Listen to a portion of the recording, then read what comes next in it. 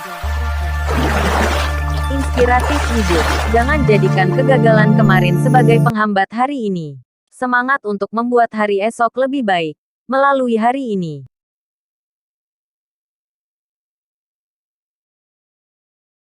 Setelah Giana dibawa pergi, Yoga tertawa ringan, haha.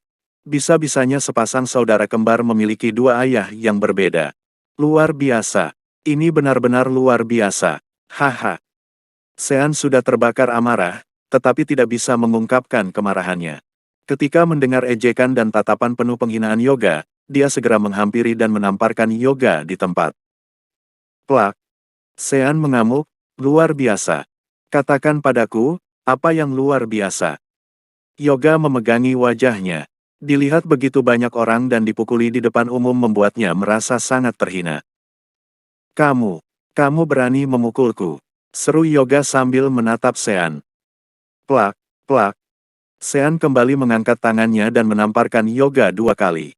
2 tamparan langsung membuat Yoga terjatuh ke lantai. Sean berkata, memangnya kenapa kalau aku memukulmu? Bukankah kamu selalu sangat mementingkan kedudukan? Sekarang aku adalah presidir YS Group dan orang terkaya di Indonesia, tapi kamu hanyalah cucu dari seorang presidir dengan aset senilai puluhan triliun saja. Bahkan Yuangga, kakekmu, tidak lebih bagus dariku. Apalagi kamu lebih tidak pantas lagi untuk dibandingkan denganku. Memangnya kamu siapa sampai berani menertawakanku?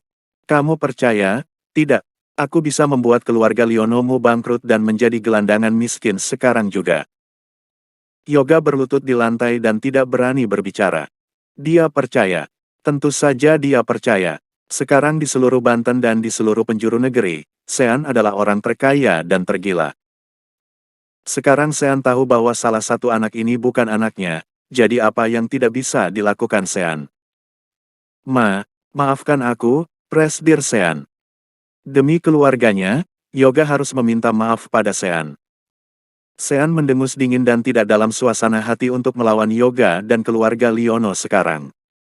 Sekarang dia harus tahu yang kebenarannya. Kebenaran tentang anak itu.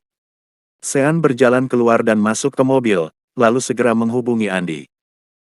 Andi, bantu aku menemukan Cahyadi. Sebelumnya Giana mengatakan bahwa si kembar adalah anak Cahyadi. Meskipun ini tidak mungkin, kenyataannya sekarang salah satu anak ini, bukan anak Sean. Jadi, dia harus bertanya pada Cahyadi untuk mengklarifikasinya. Andi menjawab, saya dengar setelah dikebiri, dia pergi ke Thailand. Saya akan menyuruh anak buah saya di sana untuk membantu menemukannya. Sean melanjutkan, pergi ke Jakarta dan bawakan sahabat Giana, Hilda Sukirman, padaku. Ada hal yang ingin kutanyakan secara langsung padanya. Hilda hanyalah wanita yang lemah, jadi membawanya ke sini bukanlah hal yang sulit. Baik, Tuan Muda, jawab Andi. Sean ingat apa yang dikatakan Profesor Guntoro barusan. Alasan mengapa ada 2 ayah dari si kembar adalah karena Giana memiliki hubungan dengan pria yang berbeda dalam waktu yang sangat dekat. Pada saat itu, Sean dan Giana sama-sama tinggal di rumah di Jakarta dan tidur bersama di malam hari. Namun, setelah Sean dan Giana berhubungan intim, Sean langsung berangkat bekerja ke perusahaan Citra Abadi di pagi hari. Satu-satunya kemungkinan adalah setelah Sean pergi bekerja di pagi hari, pria itu datang ke rumah Sean dan menjalin hubungan dengan Giana. Begitu memikirkan hal ini, tinju Sean mengepal. Berapa banyak nyawa yang dimiliki orang itu? Beraninya dia memprovokasi keturunan keluarga Yuwono. Pada saat itu, Sean sudah mengungkapkan identitasnya dan di seluruh Jakarta. Pasti tidak ada yang berani menyinggung Sean seperti ini.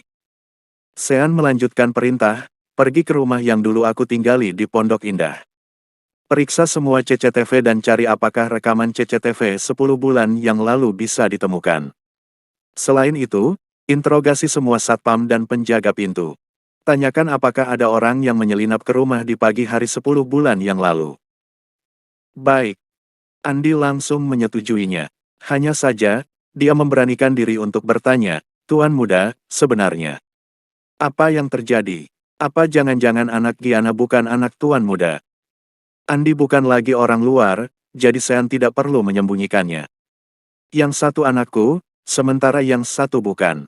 Aku curiga saat berangkat kerja setiap pagi, selingkuhan Giana diam-diam menyelinap masuk ke rumahku. Setelah mendengar ini, Andi juga mengamuk, brengsek. Giana benar-benar wanita yang tidak tahu diuntung. Beraninya melakukan hal seperti itu pada Tuan Muda. Tuan Muda jangan khawatir. Saya pasti akan membantu Anda menangkap orang itu, lalu saya akan mengulitinya. Setelah menutup telepon, Cynthia memegang tangan Sean dan menghiburnya. Sayang, jangan terlalu sedih. Bagaimana kalau kamu pulang dan tidur sebentar? Sean menggelengkan kepalanya. Mana mungkin aku bisa tidur sekarang? Cynthia, jangan khawatir tentang hal ini. Aku akan mengantarmu pulang dulu. Sean mengantar Cynthia pulang terlebih dahulu, kemudian menghubungi pengurus virus dan memberitahunya tentang masalah ini. Pengurus virus menghela napas dan berkata, saya tidak menyangka Giana yang merupakan seorang wanita dari keluarga kelas 2 di Jakarta bisa begitu berani seperti ini. Waktu itu, dia sudah tahu tentang identitas Tuan Muda, tapi bisa-bisanya dia mencari laki-laki lainnya. Tuan Muda, jangan terlalu marah. Bagaimanapun juga, Anda dan dia sudah bercerai. Anda juga sudah tidak mencintainya lagi, kata pengurus virus lagi. Setidaknya, dia sudah melahirkan seorang putra untuk Anda. Sean berkata, Giana sudah mempermainkanku seperti ini dan menyembunyikannya dariku. Aku harus membalas dendam padanya. Bagaimana Anda ingin membalas dendam? Tanya pengurus virus. Cara terbaik untuk membalas dendam pada wanita materialistis seperti Giana adalah dengan membuatnya menjadi miskin. Bukankah sekarang dia sangat sombong karena keluarga wangsanya sudah menjadi keluarga yang memiliki aset puluhan triliun? Kalau begitu, Sean akan memukul keluarga Wangsa kembali ke posisi mereka yang semula. Sean menjawab, sebelumnya aku menggunakan citra abadi untuk membantu keluarga Wangsa di Jakarta. Batalkan semuanya dan segel tempat yang bernama Grand Giana itu. Baik, Tuan Muda. Setelah memberi perintah pada pengurus virus, Sean lanjut menghubungi Yoga. Sementara, Yoga ketakutan ketika menerima telepon dari Sean. Presdir Sean. Sean berkata, Yoga, cepat ceraikan Giana dan jangan beri dia sepeser pun hartamu. Batalkan juga semua bantuan kontrak atau proyek dari keluarga Liono pada keluarga Wangsa secepatnya.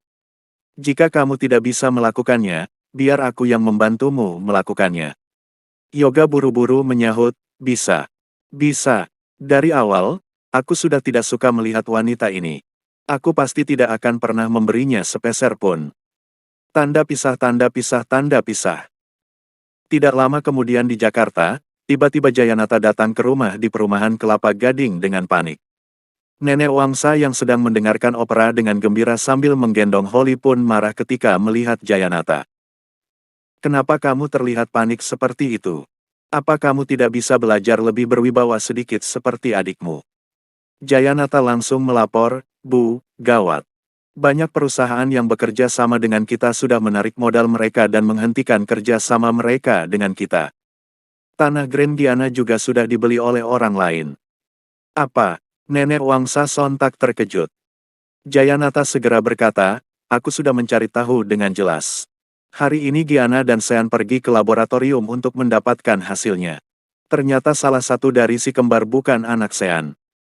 Nenek Wangsa yang berumur 80 tahun terkejut. Salah satunya bukan. Dasar Giana bodoh.